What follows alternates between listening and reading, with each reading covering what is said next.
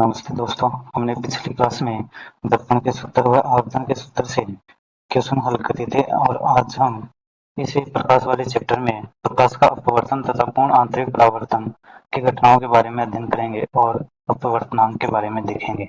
चले क्लास शुरू करते हैं आज से। देखिए, सबसे पहले प्रकाश का परावर्तन क्या है। देखिए, कहते किसे हैं? जब प्रकाश किरण एक माध्यम से दूसरे माध्यम में तिरछी प्रवेश करती है तो वह अपने अपने सीधे रास्ते से थोड़ी मुड़ जाती है। इस मुड़ने की घटना को क्या कहते हैं? अपवर्तन। क्या कहते हैं? अपवर्तन। ठीक है, देखिए, समझें एक बार।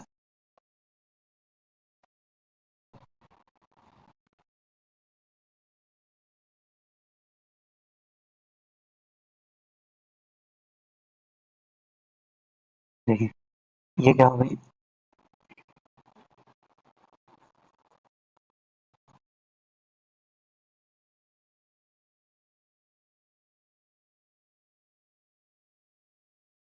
देखिए, ये क्या हो गई? एक कांच की सिली ले ली। ठीक है, और यहाँ पर कोई प्रकाश किरण इस प्रकार से आ रही है, तो ये आ रही है और ये यहाँ से इस प्रकार से निकली, फिर यहाँ से देखिए इस प्रकार से ये प्रकाश किरण जानी चाहिए इधर से, लेकिन अपवर्तन के कारण ये इस प्रकार से मुड़ जाती है। इस घटना को क्या कहते हैं? प्रकाश का अपवर्तन कहते हैं। अर्थात जब कोई प्रकाश किरण एक माध्यम से दूसरे माध्यम में जाती है तो वह अपने मार्ग से विचलित हो जाती है या मुड़ जाती है। इस घटना को हम क्या कहते हैं? प्रकाश का अपवर्तन। तो याद रहेगी। आगे चलें। देखिए, अपवर्तन से संबंधित कुछ इसके कुछ खास बातों को ध्यान रखना है आपको। देखिए, विरल माध्यम से सघन माध्यम में जब प्रकाश किरण विरल माध्यम से सघन माध्यम में जाती है तो अपनी रफ्तार कम हो जाती है, अर्थात वह अभिलंब की ओर झुक जाती है। ठीक है, इस स्थिति में आपतन कोण वह अपवर्तन कोण से बड़ा होता है। ठीक, याद रखना, जब कोई प्रकाश किरण क्या हो इस माध्यम से विरल माध्यम से, देखो ये कांच है, क्या है? कांच। ठीक है, और यहाँ पर क्या है? वायु। क्या है? वायु। तो यहाँ से विरल माध्यम से किस में आ रही है? सघन माध्यम में। तो ये अपने मार्ग में अगर सघन माध्यम में आती है तो प्रकाश किरण क्या हो सकता है? इसका वेग कम हो जाएगा और वेग कम होने से क्या होगा? ये अभिलंब की ओर झुक जाती है। इस घटना को हम झुक जाएगी, ध्यान रखना। और ये घटना ही हमारी क्या कहलाती है? अपवर्तन। और इसके विपरीत दूसरी और एक घटना और होती है, जब प्रकाश किरण इसके विपरीत हो, सघन माध्यम से विरल माध्यम में जाती है तो प्रकाश किरण अभिलंब से दूर हो जाती है। देखिए, इसमें तो अभिलंब की ओर आती है, पहली घटना के अंदर तो अभिलंब की ओर आती है, यानी विरल माध्यम से सघन माध्यम में जाएगी तो प्रकाश किरण अभिलंब की ओर आती है, लेकिन सघन माध्यम से विरल माध्यम में जाती है तो प्रकाश किरण अभिलंब से दूर हटेगी। ठीक है, देखिए कैसे, एक बार समझा दे दो।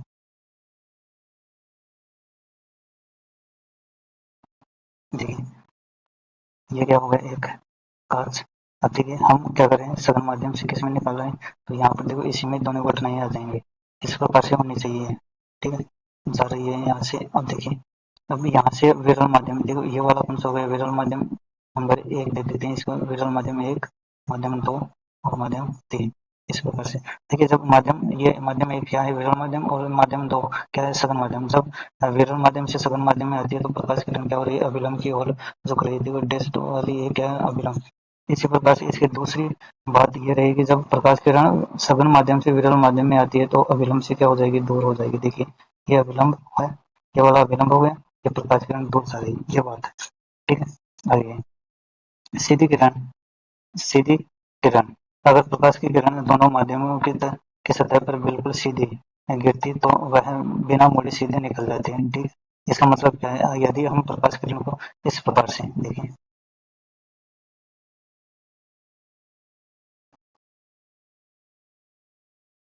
देखिए इस प्रकार से ये क्या होगा? कांच। अब इस पर ऐसे प्रकाश किरण गिरती तो ये बिना परिवर्तन हुए सीधी ही निकल जाएगी। ठीक है, ये यहाँ पर ये लिखा हुआ है। चले आगे। अब देखिए, अपवर्तन के नियम मुख्य रूप से दो होते हैं।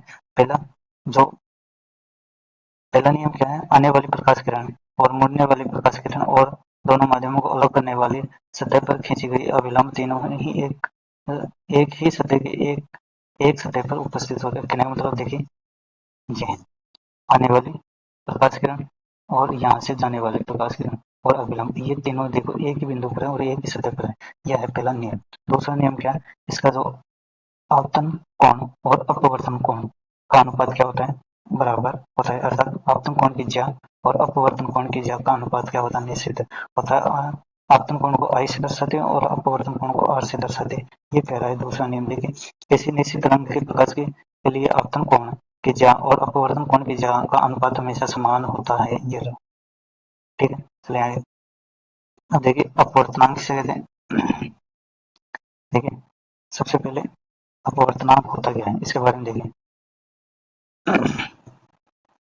अपवर्तनांक हमें यह बताता है कि कोई माध्यम प्रकाश को कितना मोड़ सकता है या उस प्रकाश की गति को कितना धीमा कर सकता है। और अपवर्तनांक यही बताएगा कि आप जो प्रकाश किरण है, ठीक है, प्रकाश किरण आती है कोई माध्यम में, तो ये माध्यम उस प्रकाश किरण को कितना मोड़ सकता है या उस प्रकाश किरण की गति को कितना कम कर सकता है, ये बताता है। अब देखिए अपवर्तनांक दो प्रकार के होते हैं, एक सापेक्ष और एक निरपेक्ष होता है। जब दो माध्यमों की तुलना की जाती है तो उस अपवर्तनांक को क्या कहते हैं, सापेक्ष। जब एक माध्यम निर्वात या वायु हो और एक माध्यम दूसरा हो तो इस प्रकार के अपवर्तनांक को क्या कहते हैं, निरपेक्ष अपवर्तनांक। अपवर्तनांक किसे कहते हैं, माध्यम दो माध्यमों के अपवर्तनांक किसे कहते हैं, अनुपात को ही क्या कहते हैं, ये सघन माध्यम और विलयन माध्यम के अनुपात, अर्थात उसमें गति होती है, ठीक है, प्रकाश की चाल होती है, तरंग दैर्ध्य होती है, आदि के अनुपात को हम क्या कहते हैं, अपवर्तनांक कहते हैं, ठीक है। सापेक्ष या होगी दो, जैसे जल और कांच की बात करें तो वो कौन सा होगा, सापेक्ष अपवर्तनांक कहलाएगा। निरपेक्ष या एक वायु हो या निर्वात और दूसरा क्या हो, कांच, तो इस प्रकार के अपवर्तनांक को हम क्या कहते हैं, फिर निरपेक्ष अपवर्तनांक कहते हैं। और अपवर्तनांक का सूत्र याद रखना, देखिए यहाँ पर परिभाषा, अपवर्तनांक का सूत्र क्या रहेगा, सी बटे वी, अर्थात प्रकाश की चाल बटा माध्यम में प्रकाश की चाल हो गई, ठीक है। देखिए इसमें क्या लिखा हुआ वो और देख लें एक बार।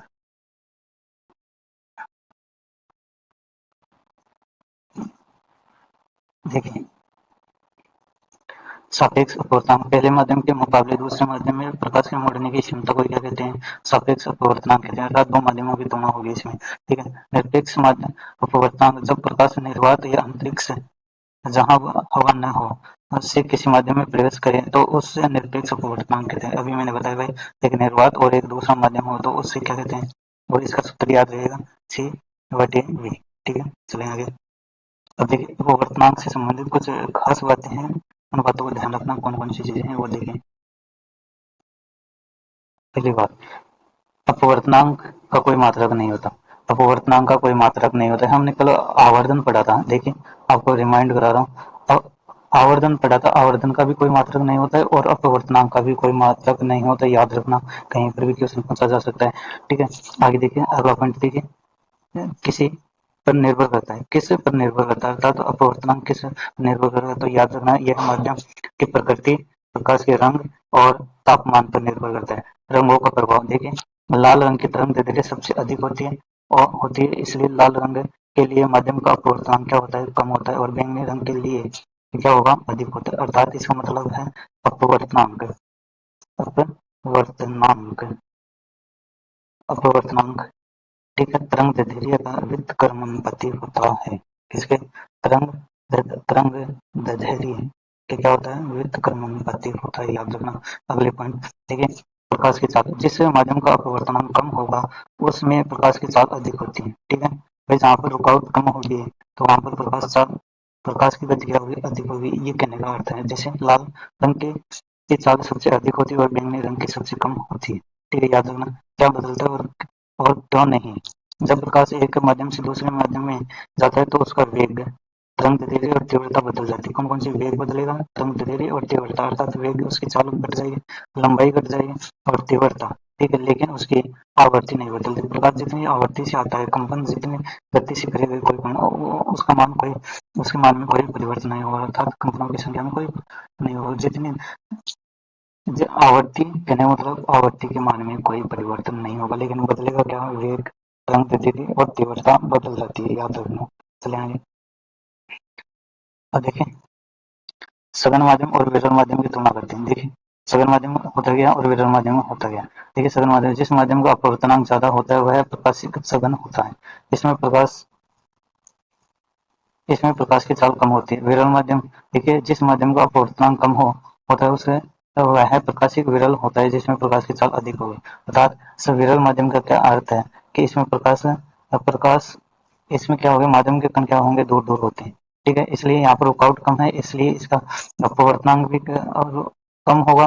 कौन, कण दूर दूर है तो इसलिए इसका अपवर्तनांक कम होगा और प्रकाश की चाल क्या होगी, अधिक होगी। लेकिन सघन माध्यम में इसका क्या है, उल्टा। इसमें सघन माध्यम में क्या होते हैं, कण पास पास होते हैं माध्यम के, इसलिए क्या होंगे, प्रकाश किरण यहाँ पर आएगी तो वो इन कणों से टकरा जाएगी और इस कारण क्या होगा, इसका अपवर्तनांक अधिक हो जाएगा और प्रकाश की चाल कम हो जाएगी। ठीक है, उदाहरण के लिए देखिए, वायु का अपवर्तनांक 1.003 है, सबसे विरल होगा, और हीरे का अपवर्तनांक कितना होता है, 2.42 होता है। ये सघन। चलिए आगे देखिए, प्रकाश किरण एल्कोहल, प्रकाश किरण एल्कोहल 1.36 से बर्फ 1.31 में जा रही है। एल्कोहल के संबंध में बर्फ का अपवर्तनांक क्या होगा और किरण किस तरफ मुड़ेगी। देखिए, इसमें अपवर्तनांक, एल्कोहल के संबंध में बर्फ का अपवर्तनांक निकालेंगे तो इसमें देखिए, पहले क्या रखेंगे, 1.31 बर्फ का अपवर्तनांक लिख देंगे, अर्थात जिसका पहुंच रहा है। ठीक है, जिसका पहुंच रहा है, जिसके बारे में अपवर्तनांक निकालना, जिस माध्यम का, उसको ऊपर रखते हैं, बाकी के नीचे। 1.31 ऊपर रख दिया और नीचे के रहे 1.36। फिर इसमें भाग देने पर हमारे पास मान कितना आएगा, 0.96, इसका आंसर आ जाएगा। अब देखिए इसका अर्थ क्या है, किरण का मुड़ना, चूंकि प्रकाश सघन एक 1.36 से विरल माध्यम 1.31 माध्यम में जा रहा है, इसलिए प्रकाश की चाल बढ़ जाती है और किरण अविलंब से दूर झुक जाती है या दूर हटेगी। ठीक, याद रखना। आगे चले, अपवर्तनांक के उदाहरण, हमारे दैनिक जीवन में कौन कौन से अपवर्तनांक के उदाहरण है उनको देखते हैं। देखिए देखिए देखिए, हमारी जो पुस्तक है उसमें देखिए, मैंने पुस्तक भी लिखी है, उसमें देखिए आपको इतना ही याद रखना है, अपवर्तन के उदाहरण कौन कौन से होंगे। माध्यम बदलने के कारण जब भी कोई चीज छोटिया या ऊपर नीचे दिखाई दे तो वह अपवर्तनांक होगा। अर्थात जिस भी घटना के अंदर आपको वस्तु का आकार बदलता हुआ दिखाई दे और ऊपर नीचे होती हुई दिखाई दे तो वह अपवर्तन के उदाहरण होंगे सभी। देखिए जैसे नंबर 1, दैनिक जीवन के अंदर एक उदाहरण है, सिक्के का ऊपर उठा हुआ दिखाई देना। जैसे पानी की बाल्टी के अंदर या बीकर के अंदर अब जब हम सिक्का डाल देते हैं तो पानी की बाल्टी के अंदर, ठीक है, सिक्का यहाँ पर तली, इसके तली के अंदर होना चाहिए, लेकिन दिखाई देता है उसके पानी के सतह के ऊपर कुछ उठा हुआ दिखाई देता है। ठीक है, इस घटना कौन सी है, अपवर्तन की घटना है। पेंसिल का मुड़ा हुआ दिखाई देना, अगर हमें इसे पानी के अंदर, बीकर के अंदर पेंसिल रख दे तो यह सीधी होगी तो वो मुड़ी हुई दिखाई देगी नीचे से। ठीक है, और आगे देखें, अगला, नींबू का बड़ा दिखाई देना। जैसे ही हम इसके अंदर नींबू डाल दें तो नींबू का आकार छोटा होता है वास्तव में, लेकिन वो पानी के अंदर क्या दिखेगा, बड़ा दिखाई देता है। और मछली का ऊपर दिखाई देना, तालाब के अंदर, ये तालाब हो गया, इसमें मछली नीचे है लेकिन वो कुछ ऊपर दिखाई देती है, क्यों, अपवर्तन की घटना होगी, क्योंकि प्रकाश किरण देखिए, यहाँ से हम ऊपर से देखते हैं तो हम वायु के अंदर है, वायु माध्यम में, वायु से जल में जा रही है, तो प्रकाश किस किरण कहाँ पर जा रही है, विरल माध्यम से सघन माध्यम से जा रही है। तो हम जानते हैं कि जब प्रकाश किरण विरल माध्यम से सघन माध्यम में जाती है तो अपवर्तन के बाद प्रकाश किरण अविलंब से दूर हो जाती है, ये बात है। ठीक है, ठीक है, चलो आगे देखिए, तारों का टिमटिमाना, तारों का टिमटिमाने में भी किसी कौन सी घटना है, अपवर्तन की। और सूर्य अस्त और जल्दी सूर्य अस्त और सूर्य उदय जल्दी क्यों दिखाई देते हैं, समय से पहले क्यों, जो सूर्य अस्त होगा वो बाद में होगा। ठीक है, और सूर्य उदय होगा वो जल्दी होता है, अपवर्तन के कारण। चलिए इसके और कुछ उदाहरण वो भी देखें। सूर्य का बड़ा दिखाई देना, सूर्य अस्त और सूर्य उदय के समय सूर्य क्या होता है, सामान्य आकार से बड़ा दिखाई देता है। आग के पार झिलमिलाहट, आग के ऊपर की गर्म हवा के कारण उसके पार की वस्तु हिलती हुई दिखाई देती है। जैसे कहीं पर भी आग जल रही है, सर्दियों के अंदर देखते हो तो यहाँ पर हम खड़े होते हैं, इधर वाली वस्तुएं क्या होती है, हमें हिलती हुई दिखाई देती हैं। ठीक है, अक्सरों, या दूसरा उदाहरण देख सकते हो गर्मियों के दिनों में। ठीक है, दूर की वस्तुएं, हमारे पेड़ पौधे या आदि वस्तुएं क्या होती हैं, हिलती हुई दिखाई देती हैं, यह अपवर्तन के कारण है। अक्षरों का उठना, कागज की पट्टी को किताब के अक्षरों पर रखने से अक्षरों को ऊपर उठा दिखाई देता है। जैसे हम इस किताब के ऊपर कोई भी कांच की प्लेट रख दे तो अक्षर ऊपर उठे हुए दिखाई देते हैं, ये भी अपवर्तन की घटना है। ठीक है, आइए अब इसमें दूसरा टॉपिक पढ़ते हैं, अपवर्तन। प्रकाश का अपवर्तन कंप्लीट हो गया, इसके बाद में हम पढ़ते हैं पूर्ण आंतरिक परावर्तन। ठीक है, पूर्ण आंतरिक परावर्तन कहते हैं किसे, एक बार देखिए जो नोट्स में लिखा है वो पढ़ के बता दे रहा हूँ, फिर समझा रहा हूँ। जब प्रकाश किरण सघन माध्यम से विरल माध्यम में सघन माध्यम से विरल माध्यम में जाती है तो वह अभिलंब से दूर होती है। ठीक है। अब देखिए इसमें एक शब्द है क्रांतिक कोण। क्रांतिक कोण जैसे हम प्रकाश की ओर तिरछा भेजते हैं, एक समय ऐसा आता है कि जब मुड़ने वाली किरण सतह के बिल्कुल बराबर निकल जाती है। इस खास कोण को ही हम क्या कहते हैं, क्रांतिक कोण। अर्थात क्रांतिक कोण किसे कहते हैं, 90 डिग्री के कोण को या समकोण को ही क्या कहते हैं, समकोण को ही हम क्या कहते हैं, क्रांतिक कोण कहते हैं। देखिए पूर्ण आंतरिक परावर्तन कहते किसे हैं? एक बार इसमें जो लिखा हो वो पढ़ के बता रहा हूँ, फिर समझा देता हूँ सरल भाषा में। पूर्ण आंतरिक परावर्तन, अगर हम प्रकाश को इस क्रांतिक कोण से भी अधिक तिरछे कोण पर भेजें तो प्रकाश दूसरे माध्यम में जाने के बजाय टकराव पूरी तरह वापस उसी माध्यम में लौट जाता है। इसे ही प्रकाश पूर्ण आंतरिक परावर्तन कहते हैं। इसमें प्रकाश की चमक बिल्कुल कम नहीं होती है, ध्यान रखना। अब देखिए इसका पूर्ण आंतरिक परावर्तन कहते किसे, देखिए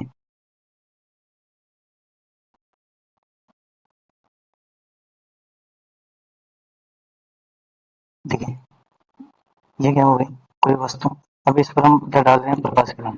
ठीक है। ठीक है, अब देखिए इस जो प्रकाश किरण डाल रहे हैं ये, और हमारे को पता है ये अभिलंब है, तो अभी इसको इस प्रकार से डाला जाएगा, ये सर इससे आपतन कोण का मान को इतना बढ़ा दें कि ये जो क्रांतिक कोण से अधिक कर दें तो ये इसी माध्यम में टकराकर वापस इसी माध्यम में लौट जाएगी, अर्थात यहाँ से आएगी और इसी माध्यम में वापस चली जाती है। तो इस प्रकार की इस घटना को हम क्या कहते हैं, पूर्ण आंतरिक परावर्तन, टोटल इंटर रिफ्लेक्शन कहते हैं। ठीक है, TIR कहते हैं। ठीक है।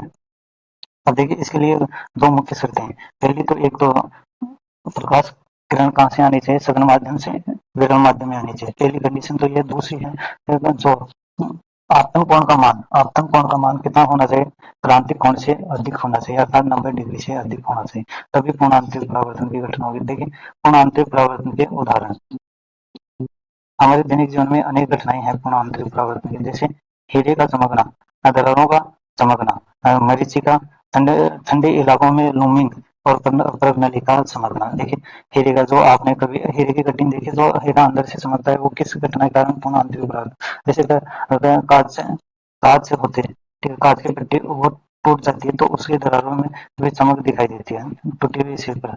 और मरीचिका, गर्मियों में रेगिस्तान के अंदर कहीं छांव के अंदर पानी का दिखाई देना, यह भी इस घटना को मरीचिका कहते हैं। ठीक है। ठंडी इलाकों में जो ठंडे इलाकों में या ध्रुवीय क्षेत्रों में बर्फ वाले स्थानों पर क्या हो गया, जहाँ पर जहाज होते हैं वो तैरते हुए दिखाई देते हैं। ठीक है।